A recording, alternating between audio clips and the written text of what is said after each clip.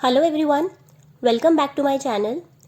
हम कर रहे हैं हायर परचेज और लास्ट वीडियोस में हमने देखा था कि किस तरीके से कैश प्राइस, इंटरेस्ट और हायर परचेज प्राइस कैलकुलेट किया जाता है 4 केसेस के अंदर। आज हम करेंगे कि किस तरीके से हायर परचेजर और हायर वेंडर की बुक्स में अकाउंट्स को प्रिपेयर किया जाता है। तो देखिए, उसके लिए मैंने अनसॉल्व क्वेश्चन लिया है, क्वेश्चन नंबर 5, और ये जी.आर. मोंगा की बुक से है। एंड द क्वेश्चन सेज कि 1 जनवरी 2018 को Sarita purchase a machine from Malini on hire purchase basis पे उन्होंने मशीन परचेज किया है एंड कैश प्राइस गिवन है 20,000 रुपीज़, डाउन पेमेंट है 8,000 rupees, balance in 3 annual instalments of 4,000। तो बाकी का जो बैलेंस है हमें 4,000 रुपीज़ हर इंस्टॉलमेंट में पे करना है, 4,000 रुपीज़ प्लस इंटरेस्ट। तो इंटरेस्ट हमें अलग से पे करना है। इंटरेस्ट हमें चार्ज करना है आउटस्टैंडिंग बैलेंस पे 5% और डेप्रिसिएशन हमारा 10% लगेगा SLM बेसिस पर। Give journal entries and necessary ledger accounts in the books of the purchaser. तो आज के वीडियोस में आपके साथ लेजर अकाउंट्स डिस्कस करूंगी in the book of the purchaser और हायर वेंडर की बुक में। तो चलिए क्वेश्चन स्टार्ट करते हैं। तो देखिए, सारी डिटेल्स मैंने यहाँ पे लिख ली है। तो देखिए, मैंने कैश प्राइस लिख लिया 20,000 रुपीज़ जो हमें क्वेश्चन में गिवन था। डाउन पेमेंट है 8,000 रुपीज़ की और हमें 3 इंस्टॉलमेंट्स पे करनी है 4,000, 4,000 एंड 4,000 की। तो आप इन सबको एडअप करेंगे तो 4, 4, 4, 12, 12 प्लस 8, 20,000 रुपीज़, यानी कि 20,000 रुपीज़ हमारा कैश प्राइस है। तो यानी कि इसके अंदर हमारा इंटरेस्ट इंक्लूड नहीं है। इंटरेस्ट हमें 5% पे करना है। तो चलिए इसकी कैलकुलेशन करते हैं पहले कि हमारा कितना कितना इंस्टॉलमेंट्स बनेगी आफ्टर इंटरेस्ट। उसके लिए मैंने सेम वही कॉलम बना लिया है। पहले ईयर, अमाउंट आउटस्टैंडिंग, इंटरेस्ट 5% और कितना इंस्टॉलमेंट हम पे करते हैं। तो इंस्टॉलमेंट पे करने के बाद हमारा आउटस्टैंडिंग एट द एंड कितना बचेगा। तो देखिए, सबसे पहले 0 ईयर की बात कर लेते हैं। 0 ईयर पे हमारा कितना आउटस्टैंडिंग है। तो पूरे का पूरा कॉन्ट्रैक्ट के टाइम पे हमारा 20,000 आउटस्टैंडिंग है। तो पूरा 20,000 इज आउटस्टैंडिंग। 20,000 पे 0 इंटरेस्ट, क्योंकि हम बिल्कुल उसी टाइम की बात कर रहे हैं जब हमारा कॉन्ट्रैक्ट साइन हो रहा है हायर परचेज का। हमने कितना अमाउंट पे किया at the time of contract, 8,000 rupees down payment है। तो कितना आउटस्टैंडिंग रह जाएगा, 12,000 रुपीज़। उसके बाद ईयर 1 आएगा। ईयर 1 में कितना आउटस्टैंडिंग है, तो 12,000 रुपीज़ आउटस्टैंडिंग होगा, जिसके ऊपर हमें 5% इंटरेस्ट देना पड़ेगा। तो 12,000 का 5% 600 इंटरेस्ट पे करना है। तो हम कितना अमाउंट पे कर देंगे, 4,000 प्लस 600। 4,000 तो उन्होंने बोला ही था कि हमारी इंस्टॉलमेंट पड़ेगी, उसके ऊपर इंटरेस्ट लगेगा 600 का। तो 4,600 की हमारी फर्स्ट इंस्टॉलमेंट जाएगी। फर्स्ट इंस्टॉलमेंट के बाद कितना आउटस्टैंडिंग रह जाएगा, 8,000 रुपीज़। उसके बाद फिर ये नेक्स्ट ईयर का बैलेंस हो जाएगा 8,000। 8,000 के ऊपर फिर से इंटरेस्ट लगेगा 5%, यानी कि 400 हमारा इंटरेस्ट हो जाएगा। तो टोटल हमारा कितना हो गया, 8,400। तो हम कितना पे करेंगे, 4,000 रुपीज़ इंस्टॉलमेंट प्लस 400 हमारा इंटरेस्ट। तो टोटल हम 4,400 सेकेंड इंस्टॉलमेंट में पे करेंगे। अब कितना बैलेंस रह जाएगा, 8,000 में से 4,000 पे हो गया, तो यानी कि 4,000 हमारा बैलेंस रह जाएगा। फिर 4,000 हमारा बैलेंस रह जाएगा। 4,000 के ऊपर फिर से 5% का इंटरेस्ट चार्ज होगा, जो कि 200 आता है। तो लास्ट इंस्टॉलमेंट में हम कितना पे करेंगे, 4,000 प्लस 200 हमारा इंटरेस्ट का अमाउंट, यानी कि 4,200। और 4,200 पे करने के बाद हमारा कोई भी अमाउंट आउटस्टैंडिंग नहीं होगा। तो यानी कि फर्स्ट डाउन पेमेंट ये, उसके बाद first instalment, second instalment and third instalment में हम ये पे करेंगे। तो टोटल हमारा हायर परचेज प्राइस क्या हो जाएगा, 21,200 का। तो ये हमारा हायर परचेज का प्राइस है। और इंटरेस्ट पूछे कि हमसे टोटल इंटरेस्ट कितना पे किया है, तो 1,200। और अगर आपको रीचेक करना हो तो आप देख सकते हैं, हायर परचेज प्राइस में से अगर आप इंटरेस्ट को माइनस कर देंगे तो ये 20,000 आएगा, जो कि हमारा कैश प्राइस भी था हमारी एसेट का। तो hire purchase price minus interest is equal to the cash price of the asset. ये चीज़ तो हमने लास्ट वीडियोस में भी डिस्कस कर ली थी। तो चलिए आज हम करते हैं इसका लेजर अकाउंट प्रिपेयर करना।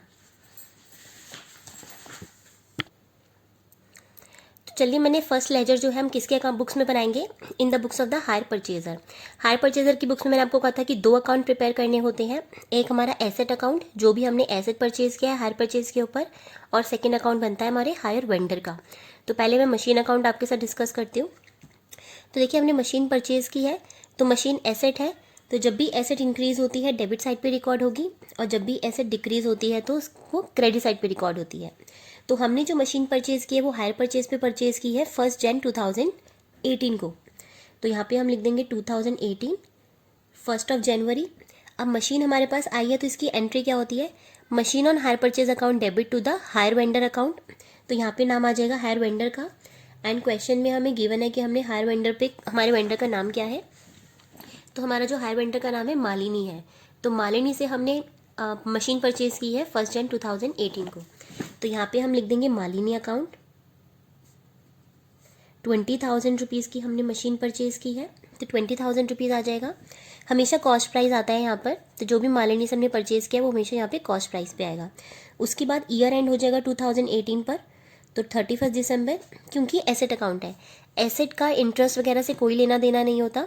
तो एसेट आपके पास आया और उसके ऊपर ईयर एंड पे सिर्फ डेप्रिसिएशन चार्ज हो जाएगा, तो यहाँ पे आ जाएगा डेप्रिसिएशन अकाउंट। एंड क्वेश्चन ने बोला था कि हमें डेप्रिसिएशन 10% लगाना है SLM बेसिस पे। तो SLM बेसिस पे है तो 2,000 का इंटरेस्ट, 2,000 का डेप्रिसिएशन हो जाएगा। उसके बाद ईयर एंड पे हमारे पास बैलेंस कैरी डाउन आ जाएगा जो कि 18,000 आ जाएगा। अकाउंट को क्लोज कर देंगे 20,000 रुपीज़ यहाँ पे एंड 20,000 रुपीज़ यहाँ पे। तो ये हो गया हमारा अकाउंट क्लोज। उसके बाद हमारे पास 2019 आएगा 1 जनवरी को बैलेंस ब्रॉट डाउन आ जाएगा। बैलेंस ब्रॉट डाउन कौन सा आ जाएगा, 18,000 रुपीज़।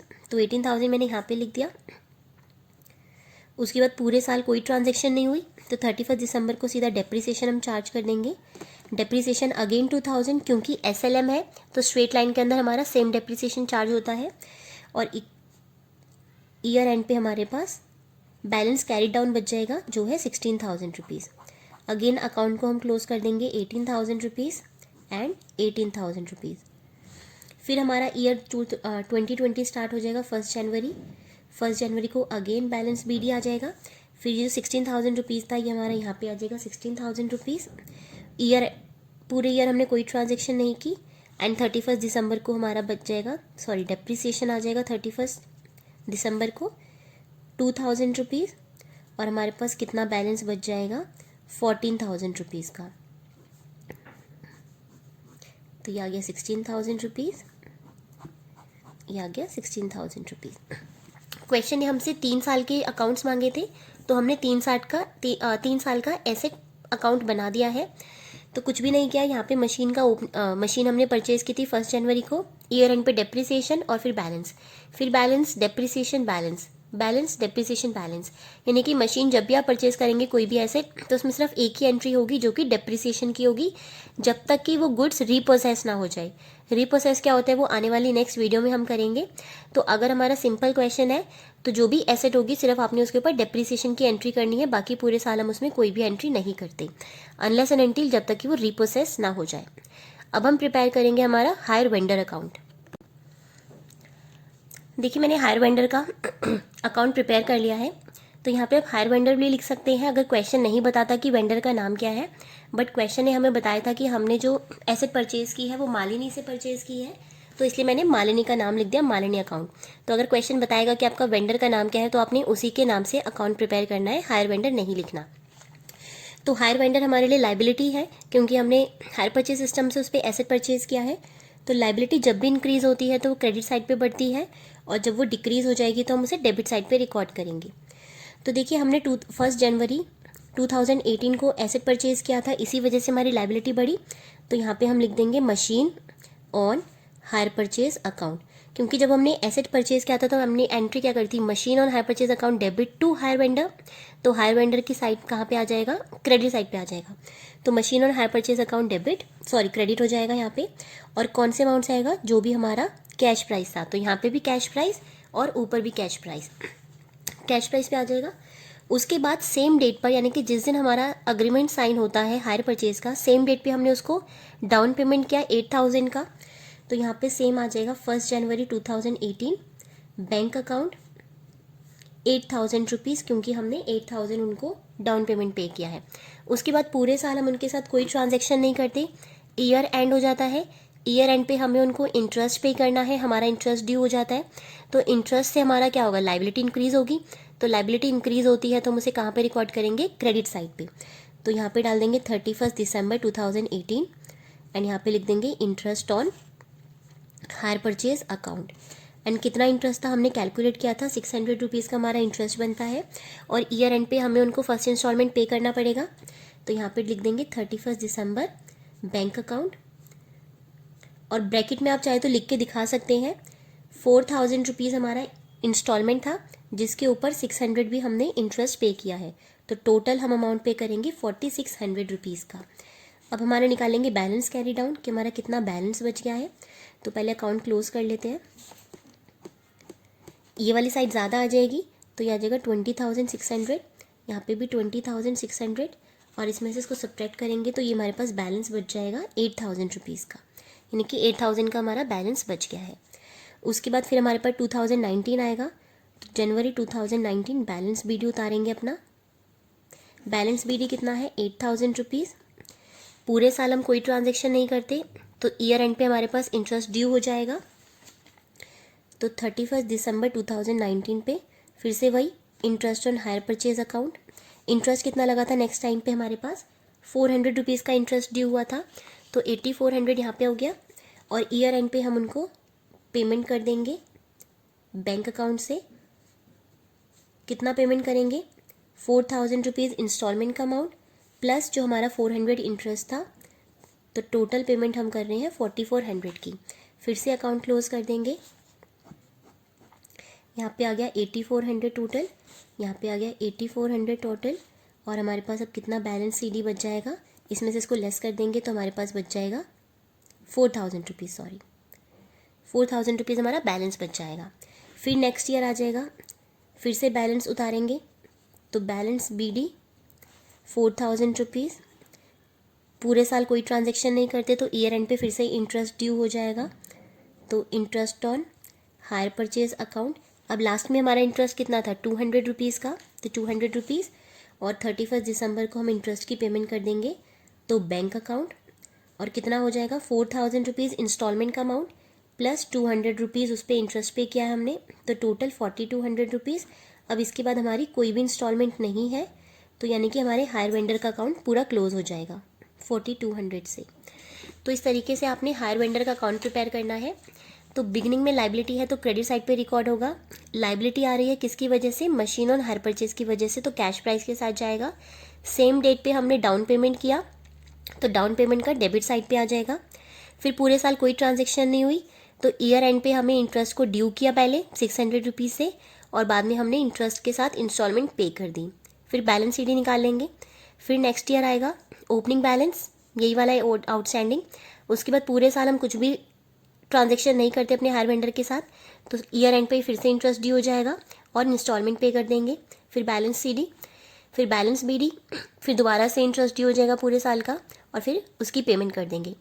तो यानी कि जब भी आप वेंडर का अकाउंट प्रिपेयर करेंगे तो आपका जो वेंडर का अकाउंट है उसमें कोई भी बैलेंस नहीं बचना चाहिए। जब तक आप इंस्टॉलमेंट पे करते हैं तो उसके बाद आपका वेंडर अकाउंट पूरा मैच हो जाना चाहिए, क्योंकि जितना भी इंटरेस्ट और इंस्टॉलमेंट्स है वो सारी हम पे कर देते हैं। और मशीन अकाउंट में हमेशा आपके पास बैलेंस बचेगा, क्योंकि मशीन अभी आपके यूज़ आ रही है, तो मशीन में बैलेंस बचेगा। और हमारी मशीन में बैलेंस बच रहा है 14,000 रुपीज़, और यही बैलेंस जो है हमारा क्वेश्चन में भी गिवन है कि मशीनरी अकाउंट कितना बचेगा 14,000 रुपीज़। अब हम करते हैं इन the books of the vendor. Question ने हमसे मांगा नहीं है, लेकिन इस क्वेश्चन में ही मैं आपको बता देती हूँ कि इन the books of the hire vendor हम किस तरीके से हायर परचेजर का अकाउंट प्रिपेयर करेंगे। अब हम करते हैं इन the books of the hire vendor. तो यहाँ पे हायर वेंडर का नाम मालिनी है, तो मैंने इसलिए हायर वेंडर को ब्रैकेट में कर दिया ताकि आपको समझ में आए कि हम मालिनी की बुक्स में अकाउंट्स प्रिपेयर कर रहे हैं। तो मालिनी अपनी बुक्स में 2 ही अकाउंट्स प्रिपेयर करती है, एक अपने हायर परचेजर का और एक गुड रिपोसेस। तो क्योंकि एक गुड रिपोसेस का केस नहीं है तो इसलिए हम एक ही अकाउंट प्रिपेयर करेंगे जो कि हमारा हायर परचेजर है, और हायर परचेजर का नाम यहाँ पे सरिता गिवन है, तो मैंने इसलिए सरिता अकाउंट लिखा है। तो एग्जाम में आपने ऐसे ही लिखना है इन the books of the Malini Sarita account. तो मालिनी अपनी बुक्स में एक ही अकाउंट प्रिपेयर करेगी जो कि उसकी डेटर है। तो देखिए यहाँ पे वही कॉलम बना दिया मैंने, डेट पार्टिकुलर्स, उसका फॉर्मेट बना दिया है। अब देखिए मालिनी के लिए सरिता कौन है, डेटर है। तो डेटर एक एसेट होता है, तो एसेट इंक्रीज होती है तो इस साइड पे आता है, और डिक्रीज होती है तो इस साइड पे आता है।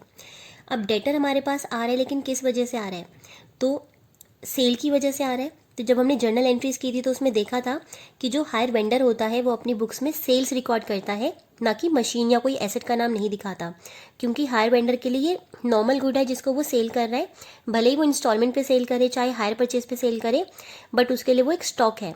तो स्टॉक को जब भी सेल करते हैं तो हम सेल्स अकाउंट से दिखाते हैं। तो सरिता अपने यहाँ मालिनी अपनी बुक्स में क्या नाम दिखाएगी, सेल्स ऑन हायर परचेज। तो यहाँ पे हम लिख देंगे 1 जनवरी 2018 को क्या किया उसने, sales on hire purchase account.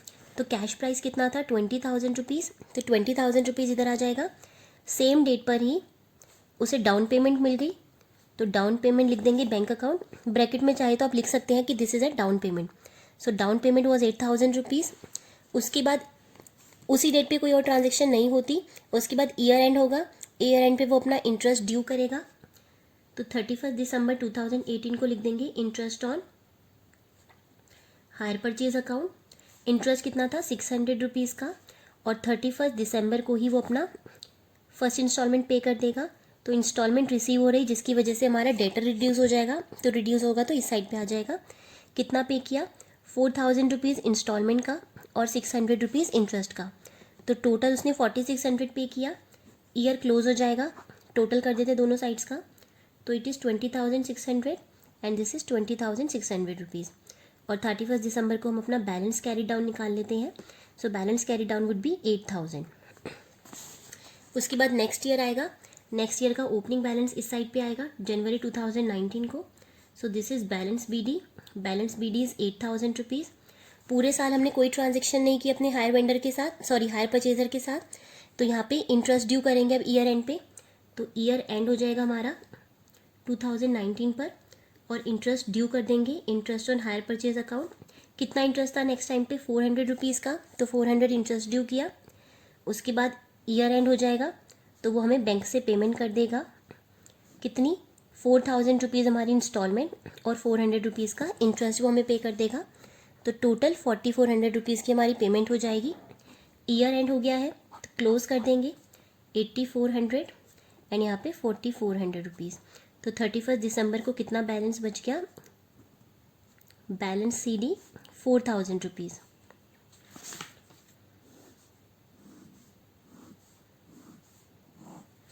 उसके बाद नेक्स्ट ईयर का ओपनिंग बैलेंस आ जाएगा 1 जनवरी 20 को। तो ये विल बी बैलेंस BD। कितना बैलेंस था 4,000 रुपीज़, तो 4,000 रुपीज़। ईयर एंड हो जाएगा, ईयर एंड पे ईयर एंड यहाँ पे हो जाएगा। ईयर एंड पे हम अपना इंटरेस्ट ड्यू करेंगे।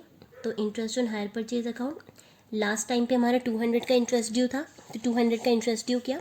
पूरे साल कोई और ट्रांजेक्शन नहीं हुई, तो यहाँ पे हम कर देंगे बैंक अकाउंट। बैंक से पेमेंट कर देंगे 4,000 की इंस्टॉलमेंट और 200 का इंटरेस्ट।